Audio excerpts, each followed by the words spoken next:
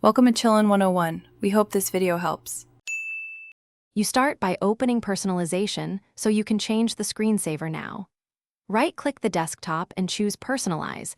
This jumps straight to the right page. Once there, scroll to Lock Screen and then App Settings as needed to access classic screensaver options. If a setting is missing, make sure you have administrator rights or that group policies aren't blocking changes. This step gets you to the configuration panel quickly, so you can pick and preview options without extra navigation. Next, click Screensaver Settings to open the classic dialog box. This is where you choose the actual saver.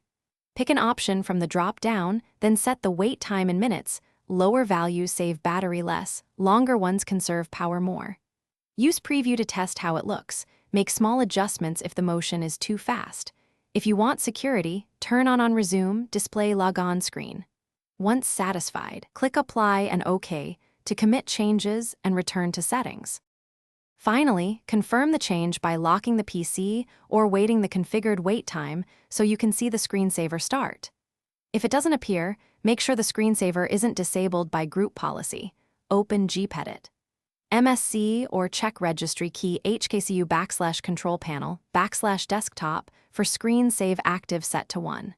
If settings seem correct but won't apply, restart Explorer. EXE or reboot, that often forces Windows to reload personalization settings. This completes the setup and gives you one clear troubleshooting step to try. Thanks for watching. Consider subscribing if we helped you.